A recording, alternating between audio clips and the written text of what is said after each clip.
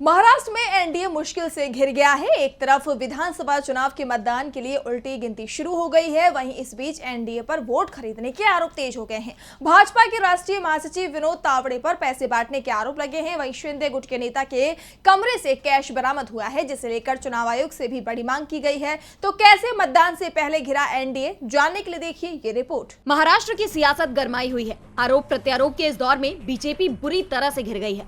BJP के राष्ट्रीय महासचिव विनोद तावड़े पर वोट खरीदने के आरोप लगे हैं। बीवीए विधायक क्षितिज ठाकुर और उनके कार्यकर्ताओं की तरफ से दावा किया गया कि नाला सोपारा में तावड़े ने वोटों को खरीदने की कोशिश की है। मतदाताओं को लालच दिया जा रहा है और इसके लिए पैसे बांटे जा रहे हैं। क्षितिज ठाकुर ने कहा कि तावड़े 5 करोड़ रुपए नगद लेकर आए और ये पैसे बीजेपी उम्मीदवार राजन नाइक को बांटने के लिए दिए जाने थे।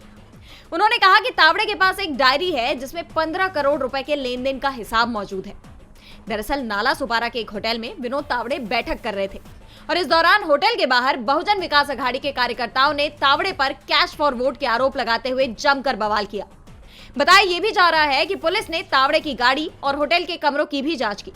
वहीं चुनाव आयोग ने तावड़े के पास से 9 लाख रुपए और कागजात बरामद किए हैं। साथ ही बीजेपी नेता के खिलाफ एफआईआर भी दर्ज कराई है।